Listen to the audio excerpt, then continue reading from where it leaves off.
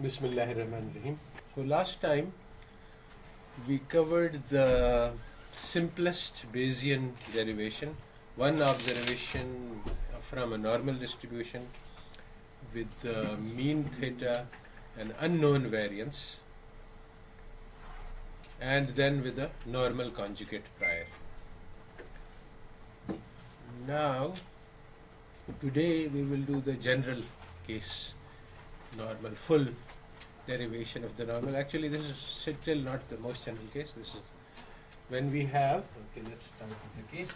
So it's x1, x2, xn. These are IID, which means independent and identically distributed, with normal, with mean theta and variance sigma squared. And now these theta and sigma squared are the parameters. And this time we will consider both of them to be unknown, and then we will put priors on them. Prior on theta will be normal as usual. The prior on sigma squared will be a gamma prior. Now I am going to take a detour and develop some properties of the gamma distribution. So first I am going to define the gamma function. Gamma of p is equal to integral x to the p minus 1 e to the minus x dx from 0 to infinity. And usually it's enough to say that this gamma function is a factorial. Gamma of p plus 1 is equal to p factorial. But because the proof is so nice and easy and elegant, I'm going to do it because there are some things that it's nice to know. So you know that the derivative of a product of two functions is equal to u dv plus v du, and so the integral of these will also be the same. And now I put my u dv to be x to the n minus 1, x to the n e to the minus x. This is the function that I want to differentiate. So this is going to be equal to n x to the n minus 1 e to the minus x dx, yes, plus this is the derivative of x to the n, and the other part will be x to the n e to the minus x with a minus sign for the derivative here. So these integrals are the same. Now the integral from 0 to infinity of this will be equal to 0, because at 0 x to the n is 0, and at infinity e to the minus x is 0. So the product will be 0. So this part will not appear. This part, integral from 0 to infinity, this is just n times gamma of n. And this part,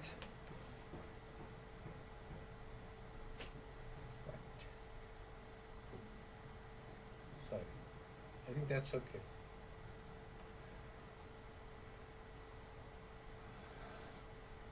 Oh yeah, that's not being evaluated, the limits, sorry. That's not the term, that's just 0.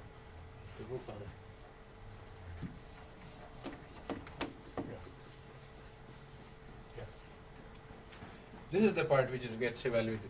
So this is a minus sign here because e to the minus x gets differentiated, and this is x to the n e to the minus x dx. So this is minus gamma of n plus 1, and this part is 0 because this is x to the n e to the minus x evaluated at the two limits, 0 and infinity.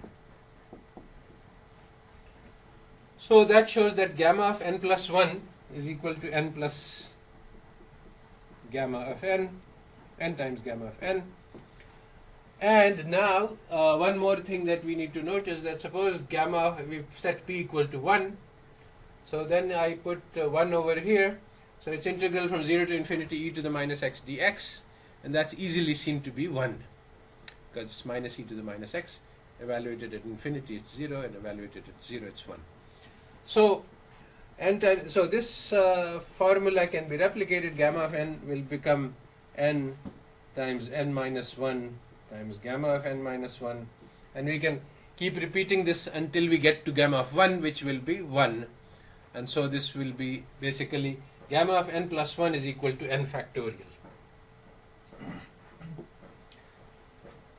Just like this, there is an analytical formula that you can get for gamma of n over 2. And this will also repeats itself until you get to gamma of 1/2, and you get to gamma of 1/2 has something to do with square root of pi. I don't remember exactly what it is, 1 over square root of pi or something. It's easy to compute.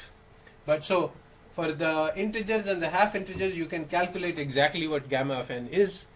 But for the other values of n, you just have the integral. It cannot be analytically integrated. So that's the gamma function. Now, so this was end of part 1. Now the part 2 is to define what the gamma density is.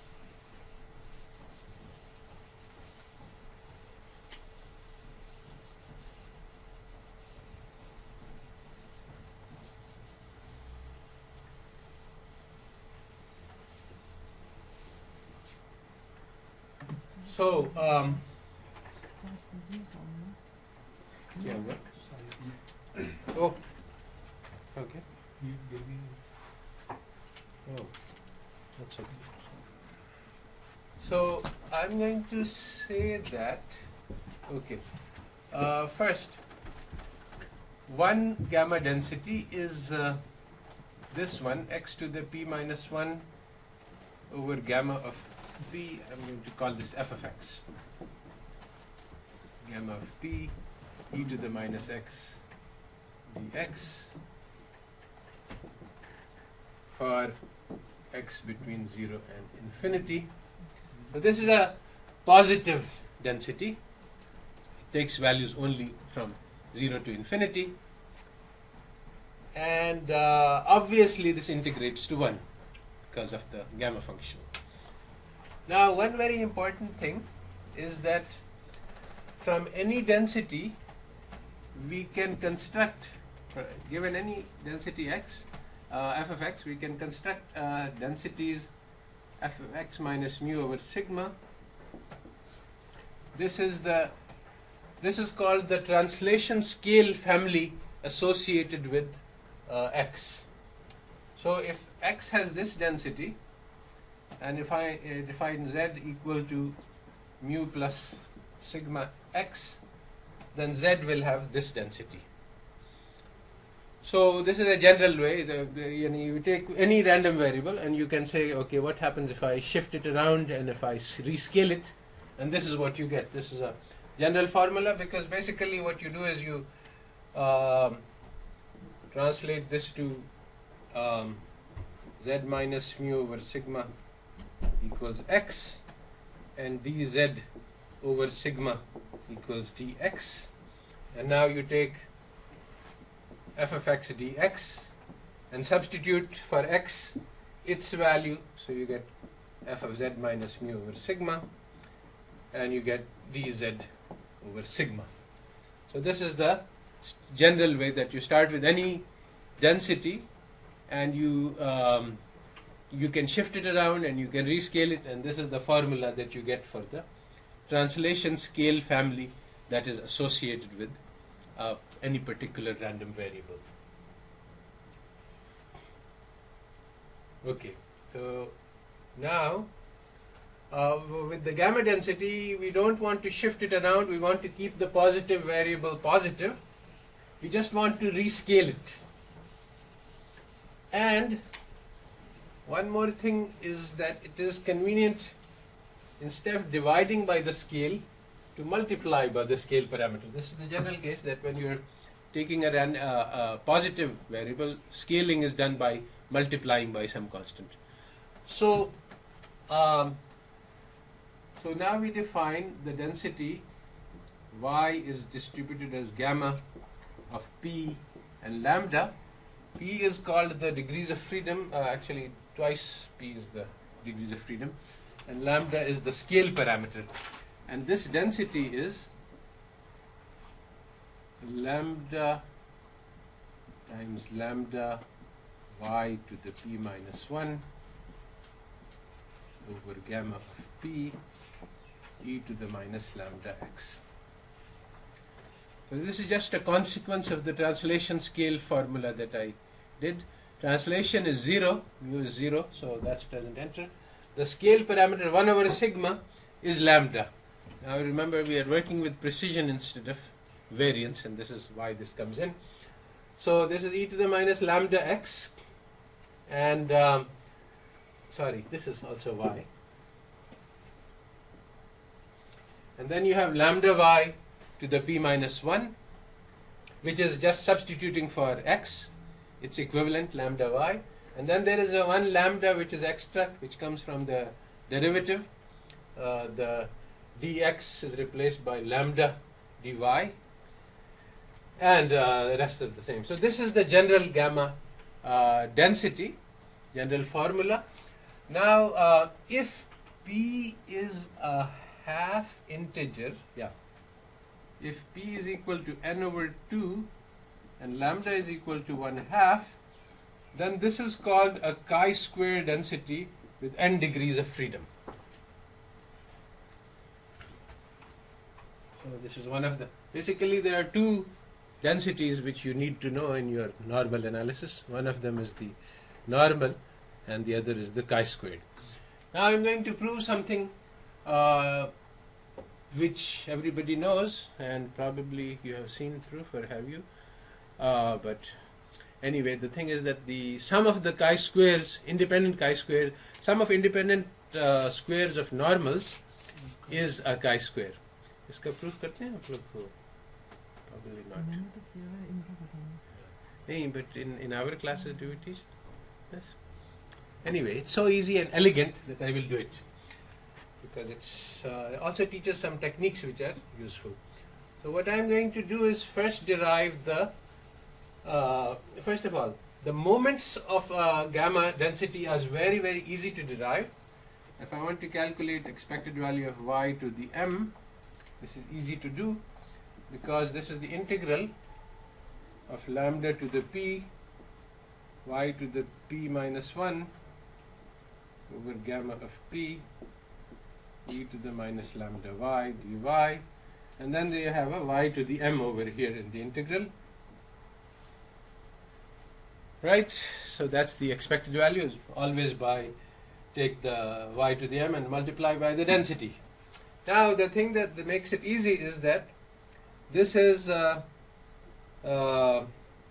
just adds to the power, so we can write this as p plus m minus 1. And now this is the special trick which is always very useful in integrating densities, is that all you need to do is to shift the constant. So what I can do here is to take out lambda to the p, lambda to the p over gamma of p. These are the things that we had before. So I just factor them out and I replace this with what I need here, gamma of p plus m and gamma of p plus m. Once I put these in, that will integrate. And of course now I have to cancel. So this is lambda to the p plus m and gamma of p plus m. So that's it, that's the integral, because inside the integral you have 1, and so this is the solution, which is that the expected value of y to the m is equal to gamma of p plus m divided by gamma of p times lambda to the m. And this can be easily calculated. So the mth moment of the gamma is very easy to calculate. Now what is even more important and interesting is that the moment generating function of the gamma density is very easy to calculate.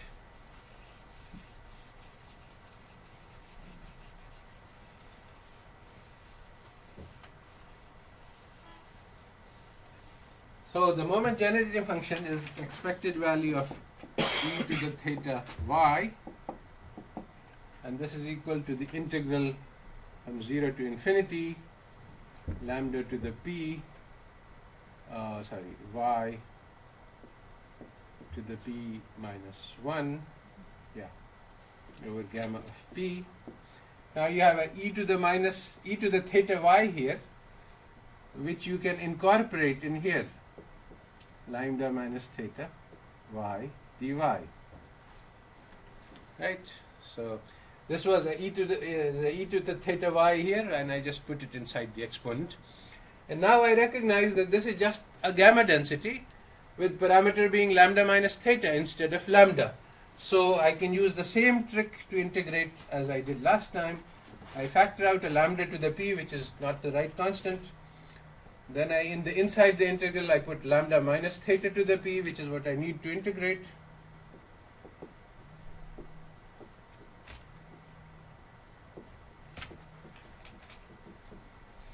And now I need to cancel this, so I get lambda minus theta raised to the pth power. So this is the moment generating function, lambda to the p over lambda minus theta to the p. Now what I am going to show is that if I take the sum of squares of standard normals, they have exactly this moment generating function, and so the sum of squares of normals is going to be a chi-square density. So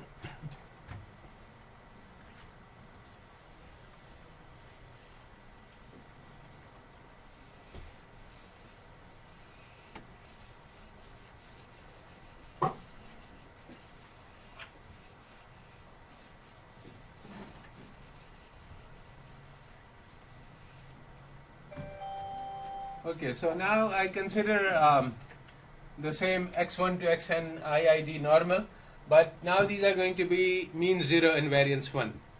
And so now I take z equals x1 squared plus x2 squared plus xn squared, and I want to calculate the moment generating function of my variable z, and I want to show that it's the same as a gamma density. So I take expected value of e to the theta z, and that's going to be equal to expected value of e to the theta x1 squared, e to the theta x2 squared. Oh, sorry, these are all products. Because I replace z by the sum, and then expected value of the exponential of a sum is the product of the exponentials. And now all of these are independent. So I can take the expectation of each one separately and calculate, just take the product. So basically, because all of these random variables are the same, they have exactly the same density, that is. So this is going to be just the nth power of any one of them. So let me just calculate one of them.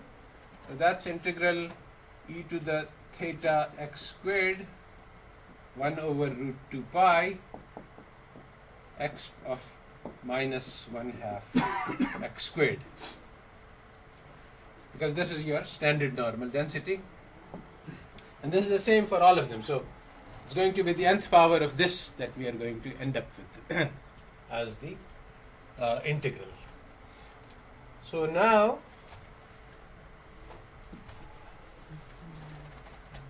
again we have the same trick. I can take this theta and put it inside here, and so I get this is the integral of 1 over root 2 pi x of minus 1/2.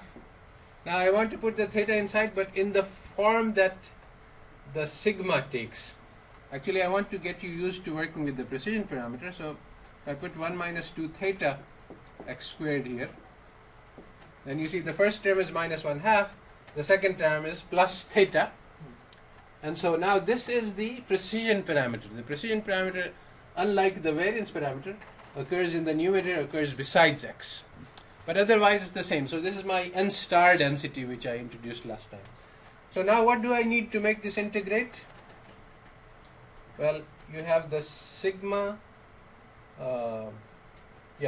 you have the square root of sigma squared in the denominator. when you use the lambda, when you use the scale parameter, it goes in the denominator. Precision, it goes here. So this will be actually square root of 1 minus 2 theta. This is what you need to make this integrate. And then you put this outside. And that's it. So 1 over square root of 1 minus 2 theta is the MGF of the square of a normal, a single normal. So from this we conclude that the MGF of Z is 1 over 1 minus 2 theta raised to the power n over 2.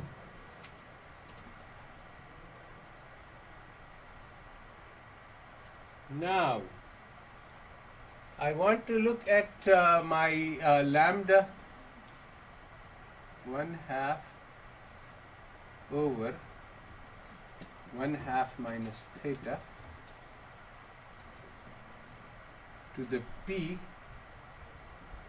This is the MGF of gamma p 1/2. Lambda to the p over lambda minus theta to the p. I have just changed the lambda by 1/2.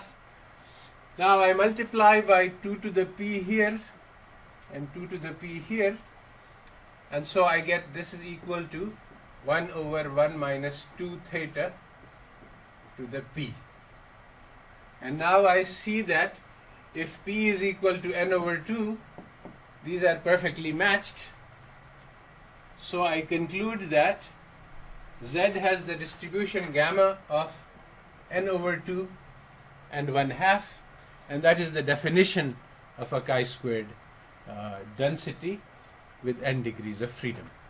So a very fundamental result, which is of great importance throughout, is that the sum of squares of normals is a chi-squared, with the number of degrees of freedom being equal to the number of independent randoms.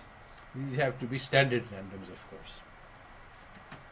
Alright, so this is just not actually directly necessary, but since we are going through these things, so just to fill relevant background. Okay, so that's all that we need from the gamma distribution, and now we can go back to our basic problem, which is to find the Bayesian estimators for the IID normal distribution. And so we are going to do two derivations of this. One is the case where you have what is called the uninformative prior.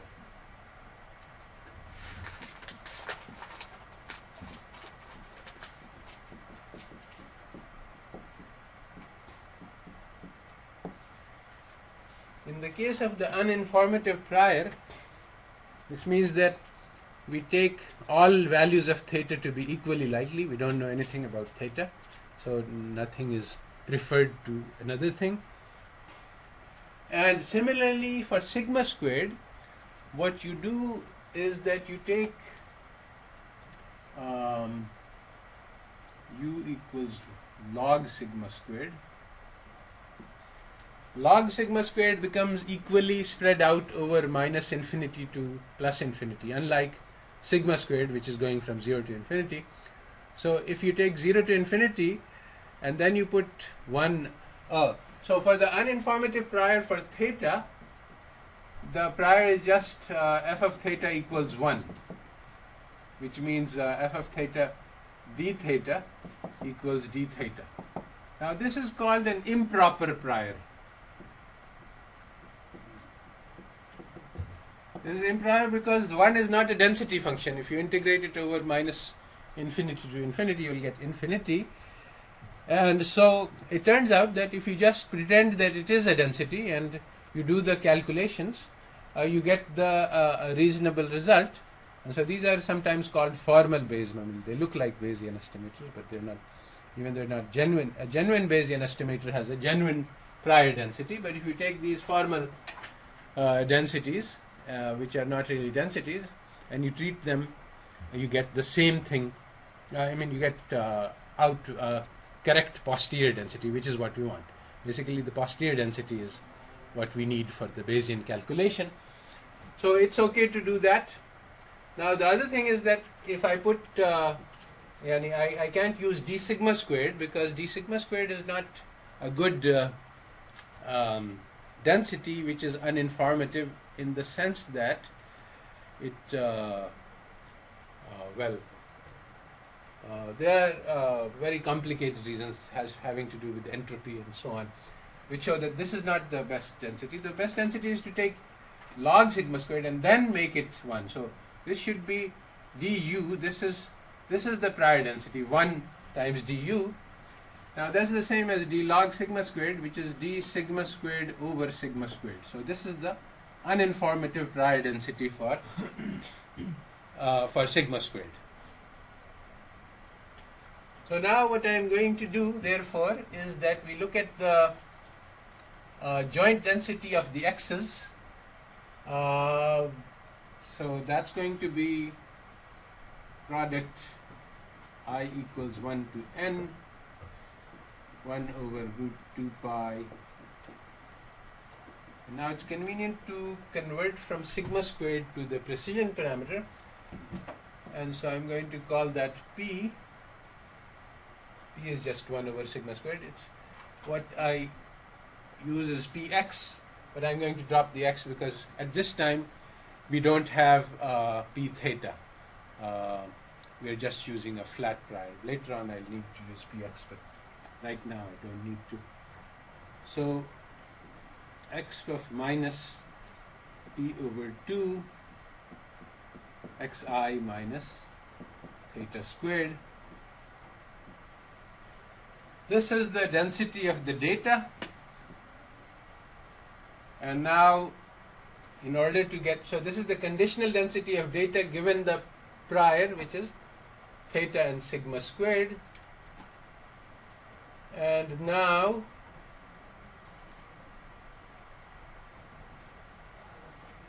I'm going to write this as d theta is the prior for theta, and it turns out that for p is equal to 1 over sigma squared, dp is equal to minus, so sigma squared to the minus 1 minus sigma squared to the minus 2. Yeah. So basically dp over p is equal to d sigma squared over sigma squared. That's what I remember. There is a sign problem, but when you are dealing with the probabilities, then the Jacobian you always take the absolute value off, because we are dealing with the positive probabilities. So this is the prior density, which is not a proper density, and this is the data, and we multiply them together to get the joint density of theta and x. And now what we need to do in order to calculate the posterior density is to just isolate the terms involving the theta and the p, and that's what we are going to do. So now the thing is that this we multiply this through, this becomes p to the n, but then we have a minus 1 coming in from the prior, and then we have 2 pi I'm going to ignore because that's just a constant, and in the Bayesian calculation for the posterior I can just throw away the constant, and this will become x of minus p over 2 summation I equals 1 to n xi minus theta squared. Now there is one very important thing which happens when we analyze this further, and that is basically that xi, you have x1 through xn pieces of data, But the Bayesian analysis and also the conventional analysis depends only on two pieces of data. One is the x bar, which is the average of all of these, and the other is the standard deviation. So I'm going to write A as the average of the x's.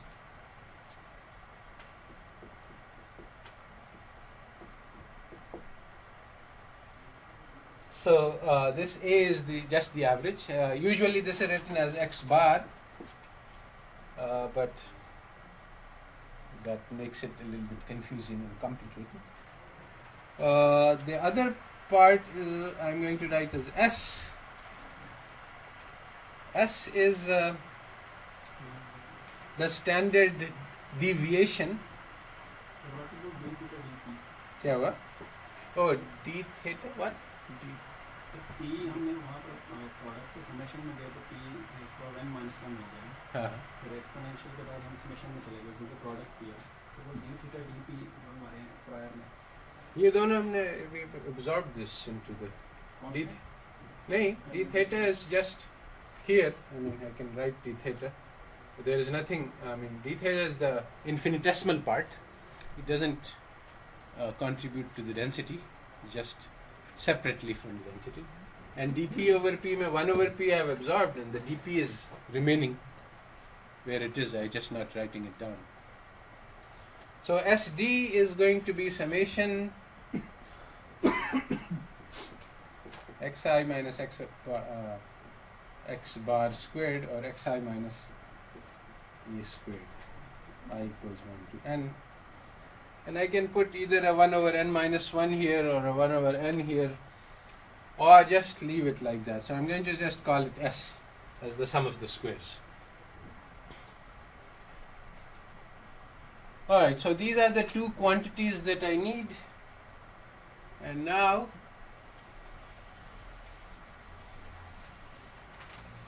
I'm going to show how the posterior depends only on these two things. It doesn't depend on the full data. So I'm going to write the this posterior density as p to the n minus 1 x of minus p over 2. Now here is where we do tricks. I equals 1 to n xi minus a plus a minus theta squared. And now when I expand this, this will become xi minus a squared. That's xi minus x bar squared, and plus 2 xi minus a minus theta plus a minus theta squared. Now the trick here is that this term disappears. That's because when you take the summation xi minus a, that's equal to 0 because the sum of differences from the mean, and the a minus theta is a constant, so it can come out of the summation, so it doesn't disturb this zeroness. So basically then we are left with the two terms. So let me write down those terms. P n minus 1 x of minus p over 2 summation I equals 1 to n xi minus a squared plus n times a minus theta squared.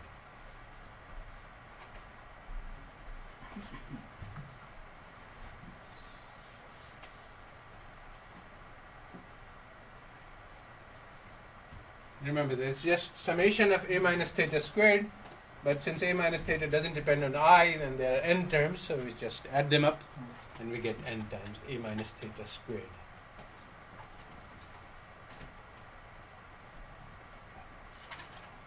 So now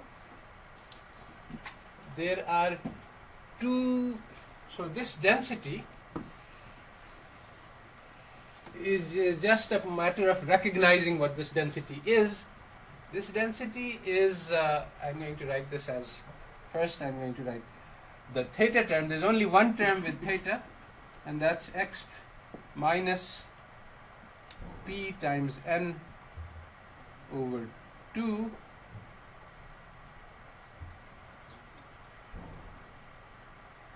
times a minus theta squared.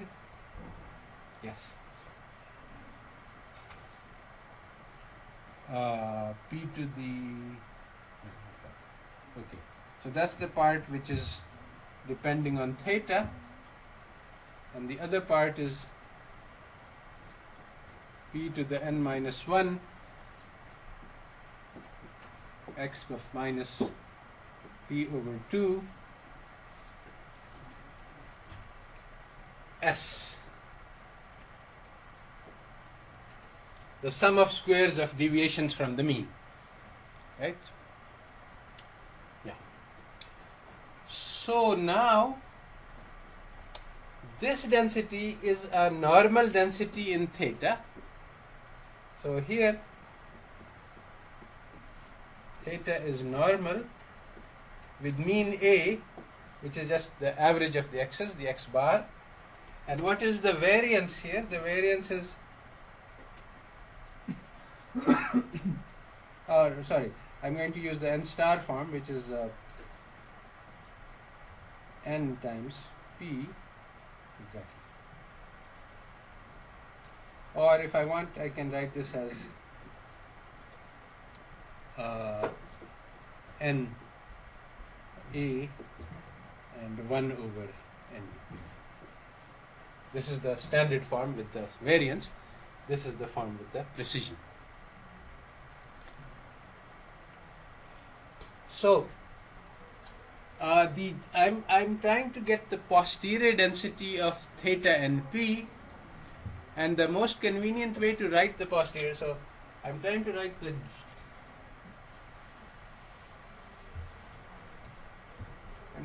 the joint density of theta and p given x1 to xn. This is what I'm trying to do. And now what I will do this is, as I will write this as the conditional density of theta given p given x1 to xn times the marginal density of p given x1 through xn. So if we have double conditioning, in the background we keep the data. Data is now fixed. Then you have a joint density of theta and p. This joint density can be written as the conditional density of theta given p times the marginal density of p. So that's the standard. Now, so the first density that I have is a normal density, and I can write this explicitly. Okay, so in this normal density, I need to add a little bit. Basically what I need to add is np over the square root of 2 pi. Is the square root I need over there? Yes. Square root, yes. So that's what I have here. So the square root 2 pi doesn't matter, but this one does. So what I do is I put in 1 over square root of np here, or just square root of p, because the n again doesn't matter. So the square root of p I need to put in here, because to cancel the square root of p that I need to make this integrate to 1. So now I can say that the posterior density of theta given p is normal with the mean A, the average of the x's, and variance 1 over np. So in this situation, the p,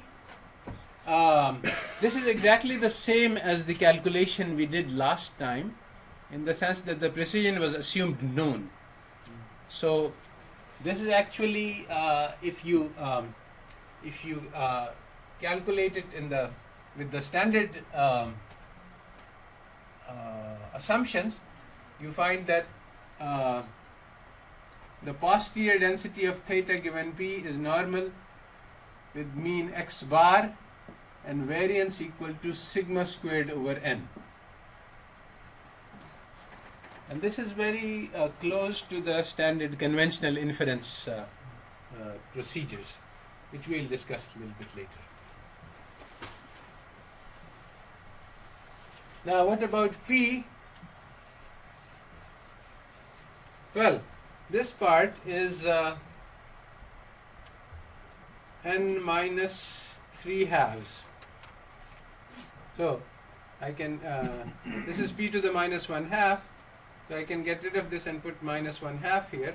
And now this is exactly a gamma density.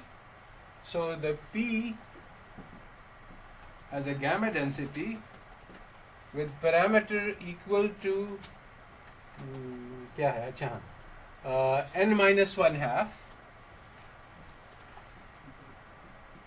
N minus 1/2 minus 1 is what we want. So that's the parameter, and the scale parameter is P over 2.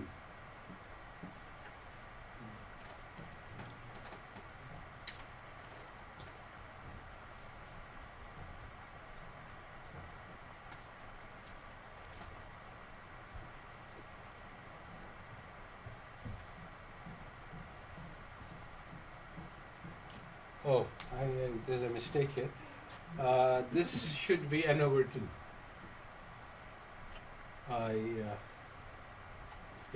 The P over 2 is P over 2 is the thing which is multiplying here, and so basically it will be what I need. This should come out to n over 2.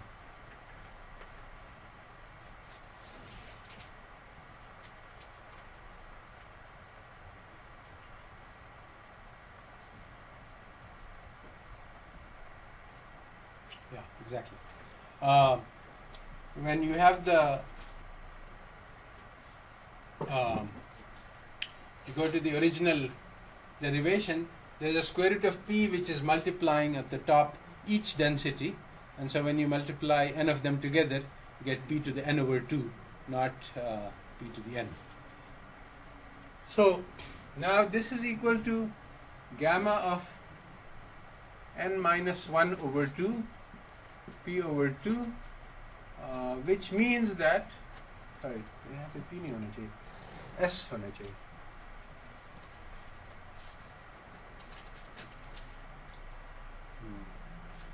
Yeah, we're looking at the density in S, so this will be S over 2.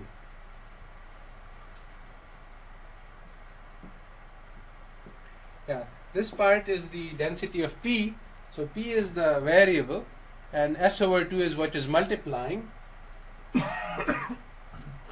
So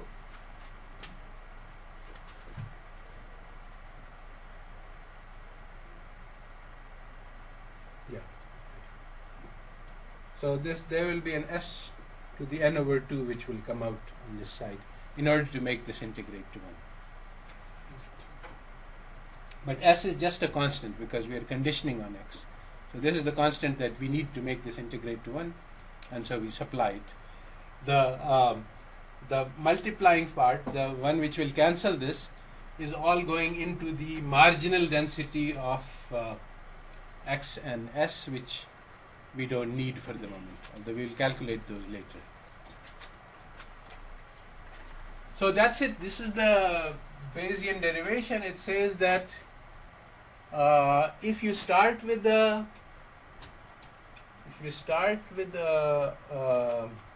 diffuse prior or uninformative prior, and you generate a sample of x1 through xn, then the posterior density distribution of theta is normal with mean x bar and variance sigma squared n, and this means that basically theta minus x bar is normal with mean 0 and variance sigma squared over n, And this is the basis of conventional inference.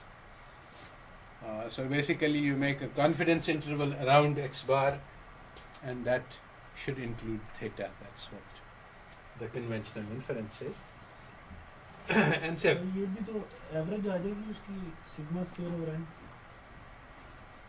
क्या मतलब? जब हम density इसकी बना रहे हैं x उसका mean हो गया X bar and sigma square over N नहीं. You see, that is a separate calculation, and we will show that too, inshallah, later on. For the moment, this is the conditional density of theta, conditional on the variance parameter p. So p is being taken as fixed. If you want to get the distribution of theta independently of sigma squared, unconditionally, then you have to integrate out theta, which we will do. But for the moment we are considering it conditionally on sigma squared, so this is just sigma squared. The other distribution is that sigma squared is equal to 1 over p, and 1 over p has the gamma distribution with the, actually this is a scaling of a chi-square. You can say that p over s is gamma with parameter n.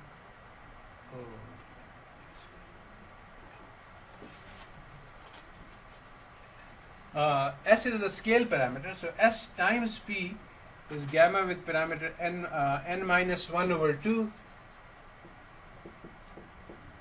and 1/2, which is a chi-squared with n minus 1 degrees of freedom.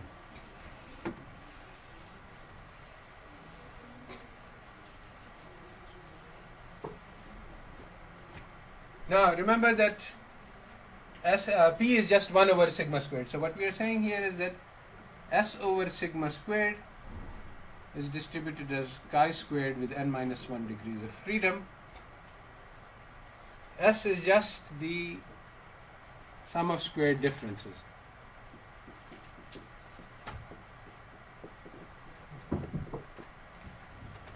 So this is again the standard conventional inference statement that the sum of squared deviations from the mean is chi-squared with n minus 1 degrees of freedom with the scale parameter sigma squared. So now given so this is the posterior density complete. We have the formulas for it in terms of the marginal of theta given p and the conditional of theta given p and the marginal of p.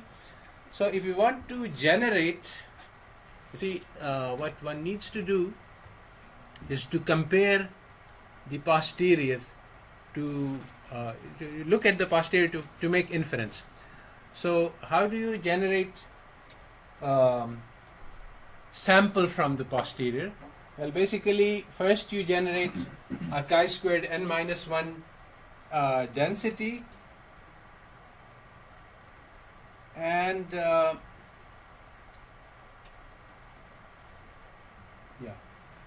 you generate the prior parameter as sigma squared or p.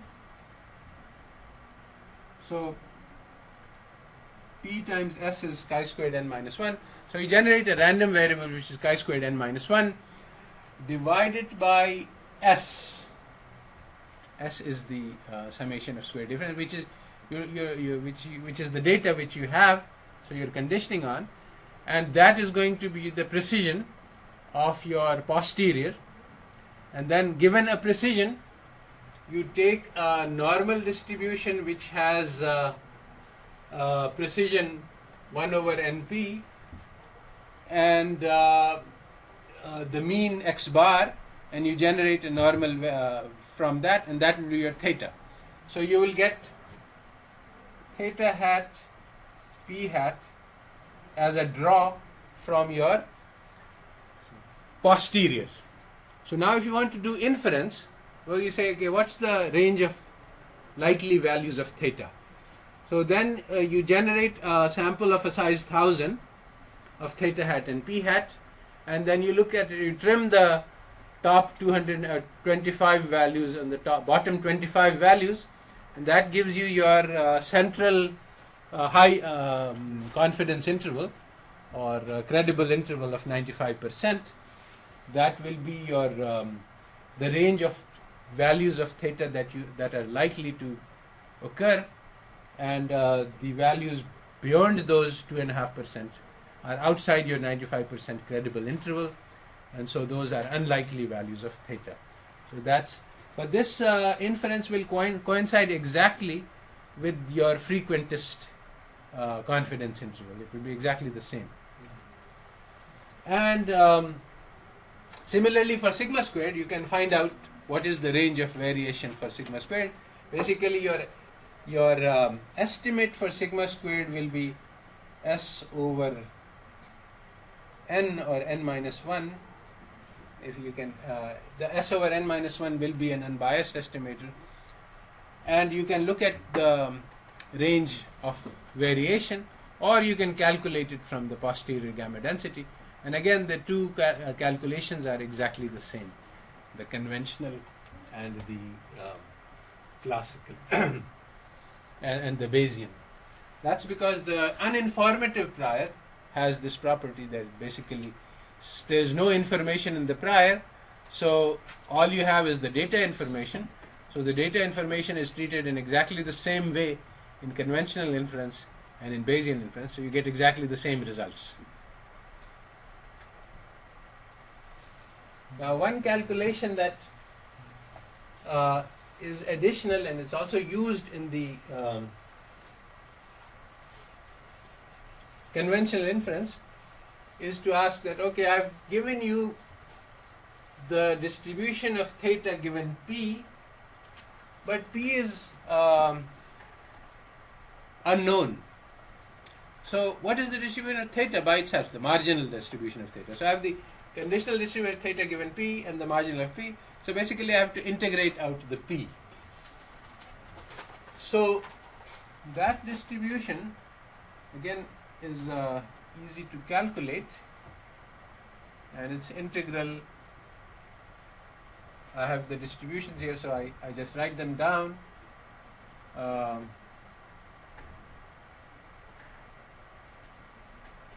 And p over the square root of 2 pi, so the square root of p.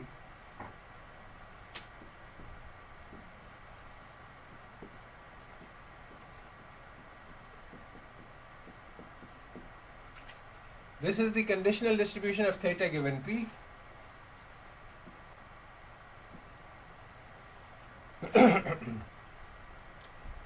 And now the marginal of p is gamma, so that's going to be S to the n plus 1 over 2 p to the n minus 1 over 2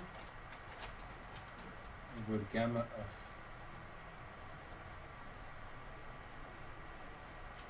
n plus 1 over 2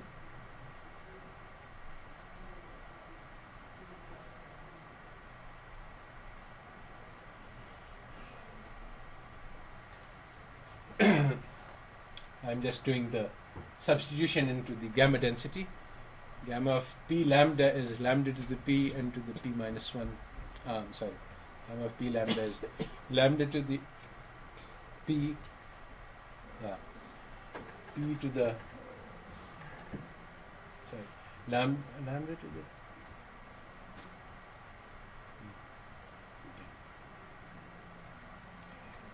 the p is the variable, so this is the scale parameter. So this is lambda. So this gets raised to the power of this parameter plus 1, which is what I've done. This gets raised to the p gets raised to the power of this thing itself minus 1. maybe. Basically, I'm getting confused because I've used P in two different ways. One is the P is the parameter here, and then the P is the precision, and that's why that was not a good plan. But I think this is correct, plus or minus half here or there. So now I want to integrate this with respect to P.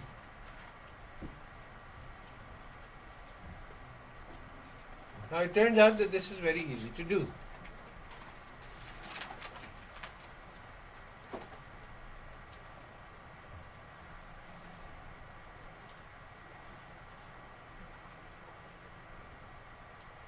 I'm going to need that correct, so I'm going to put temporarily a Z here to unconfuse myself.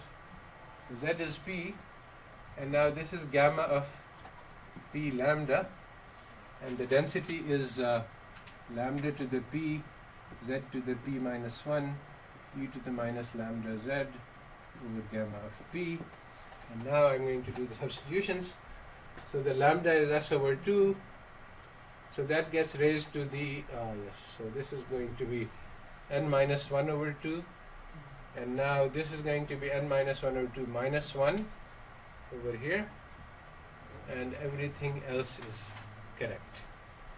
So now when we want to integrate, I can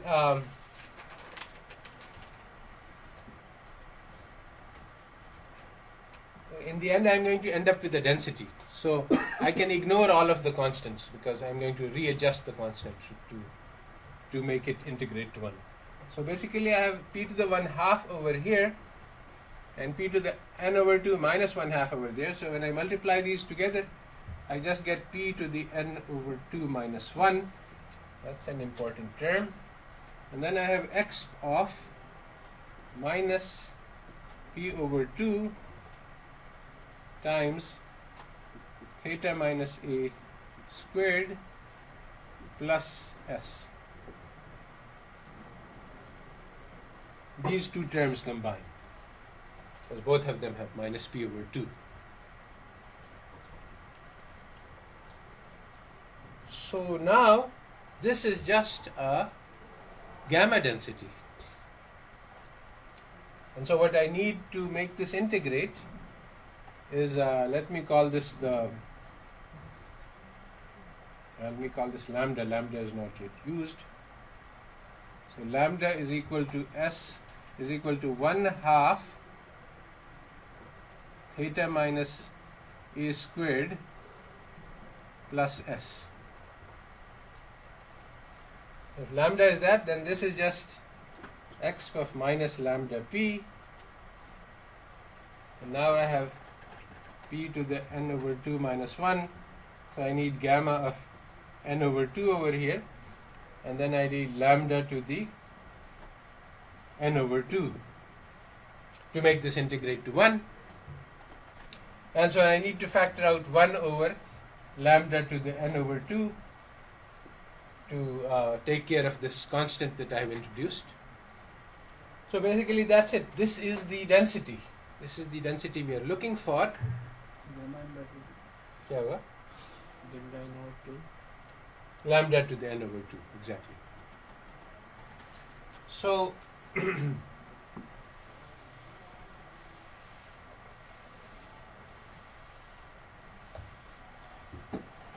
marginal density of theta.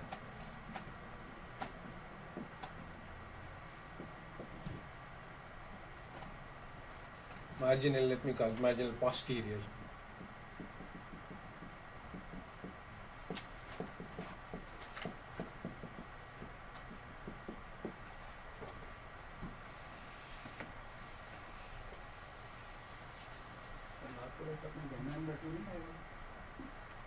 हाँ वो आ जाएगा gamma को हाँ it's a constant, so it doesn't matter. We are going to have a lot of constants. So the marginal posterior density is 1 over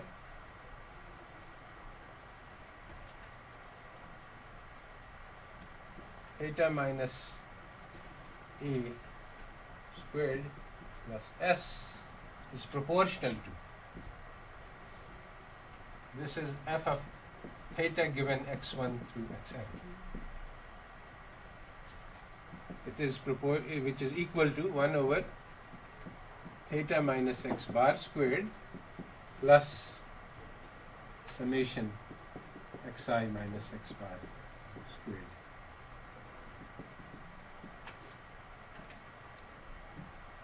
Raised to the n over 2 power. Yeah, n over 2. And this is also n over 2. Now, this is just 1 over constant 1 plus theta minus constant 2 squared raised to the n over 2 power. This is in a form which is called the T density with n degrees of freedom. This is a complicated density in the sense that the integration constant here is very complicated, and that's why, because we have a lot of constants that we have been omitting, all of them come in here, and then we may have to add a constant to integrate things. But anyway, the form of the density is very simple. It's just 1 over theta. Theta is centered around this C2, which is x bar. So the mean of the theta is going to be x bar. This is a translation density. It's symmetric around this x bar. And then there is a translation parameter which has been applied. And it is. Okay. Now actually this density converges to a normal density when n goes to infinity with the same mean and the same variance that we get when you do the known variance parameters. So this T distribution is what we use to make inference about x bar, because that is what gets rid of the unknown sigma squared.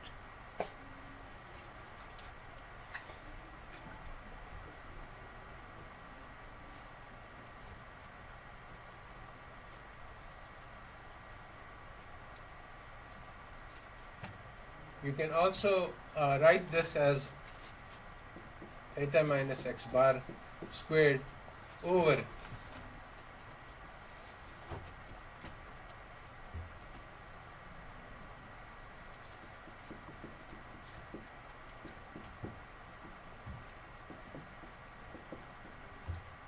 you see, you can factor the s out. So I take out s over n over 2, and this becomes a 1. And the s comes over here. And if I want to put in a 1 over n minus 1 here, I can put n minus 1 over n minus 1 here as a multiplying factor. So basically, the point here is that this is the classical conventional statistic which is used, x bar minus theta divided by the square root of the, there should be a square root here. Yeah, I put s to the 1/2 here. Now this is what has the T distribution, and actually you can show that this is exactly the same. Yani if you make the, if you change the, this is the density of theta, this is the density of theta minus x bar, yani mean translation and scale. So if I put in the translation and scale, it makes just a standard kind of difference to the density. It's the same density, is just changed a little bit. And so basically the distribution of theta is T with n minus 1 degrees of freedom once you subtract the mean and you divide by the estimated variance, which is exactly the same as your conventional inference in these models.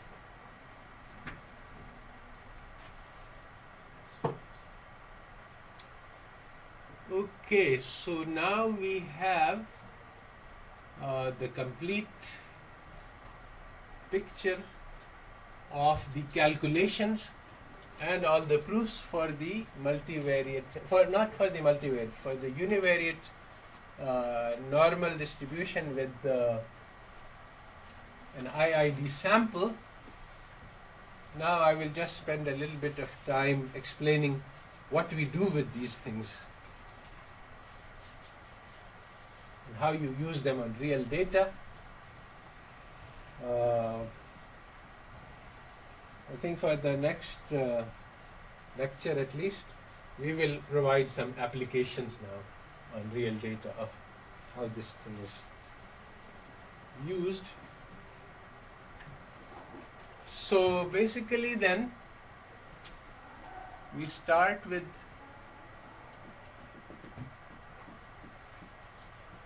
some data set which we think is normal with mean theta and variance sigma squared.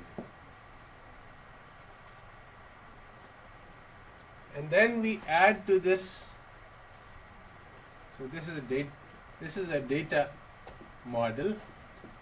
It is a model for the data. Now, contrary to conventional statistical inference theory, which is taught in all the books, you say that this is the true model for the data. This is just complete nonsense. There is no true models. Now, what we are thinking of is that, okay, I have a data set. Can I approximate it by this normal process? So for that, there are various things that we can do, and we will look at them. How to match a given data set to see if it is roughly matched. And basically, okay, so basically actually there are two levels of matching.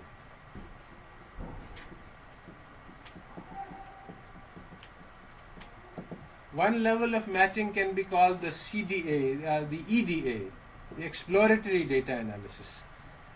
It means that you look at the picture of the data and you see if it looks roughly normal, and you look at the independence. You can look at the independence from either from the physical process, that things are happening in separate places so they should be independent, or you can look at from the picture, and I'll show you how in the picture if there's no relationship between one observation and the next, you can see it actually, and then you see that.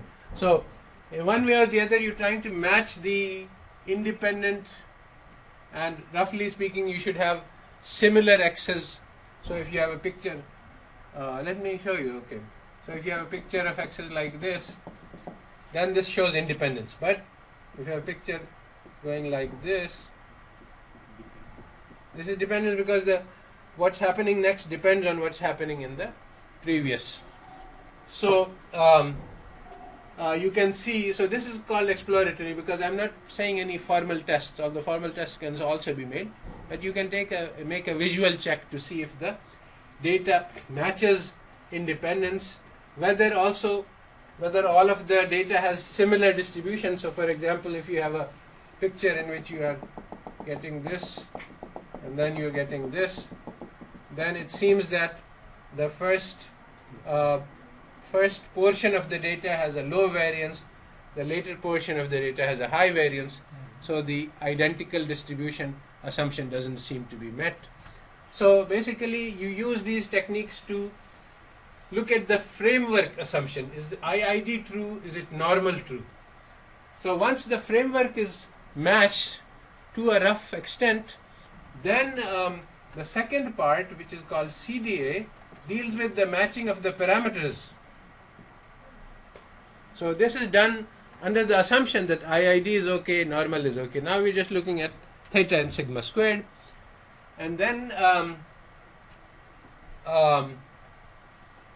one convenient way to do this is to look at a prior distribution for theta and sigma squared. Now, as you have read in your Bayesian book, and as is generally told in Bayesian books, that this prior is your belief about theta before you see the data. This is not a correct interpretation and not a good interpretation, and I'll explain why this is a bad interpretation. Actually, what you need to do is to assess which values of theta are relatively well matched to the data and which values are not well matched. Now, in the conventional inference, you end up with 95% confidence interval, and you say that, okay, these are the values which are matched, and outside these are not matched. But this does not correctly reflect the structure of your knowledge about theta, because basically what you learn about theta is that some values are very well matched, and then slowly the match declines, and there's no cutoff point at which you say, okay, this is reject and this is accept. You have a continuously declining weight. So basically the prior p theta sigma squared is not to be interpreted as a probability, it's not to be interpreted as a belief. It is to be interpreted as a level of match, a measure of match.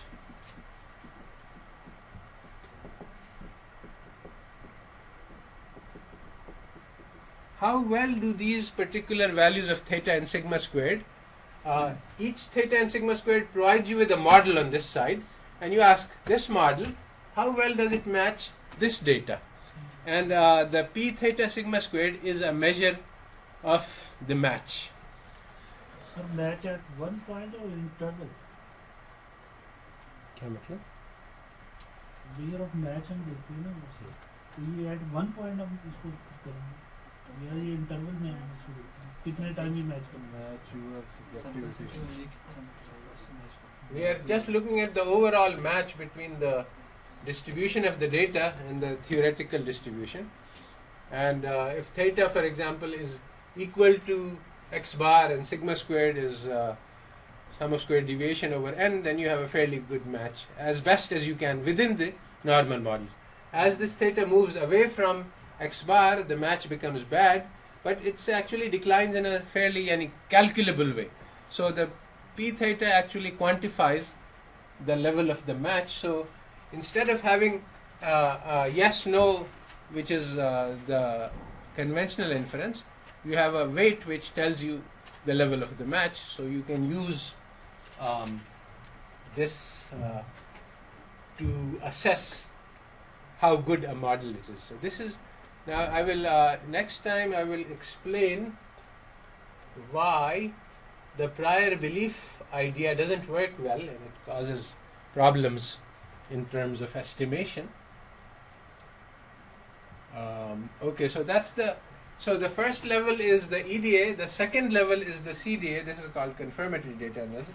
This is saying, okay, now we have assumed that this is IID, and we have assumed that normality assumption holds.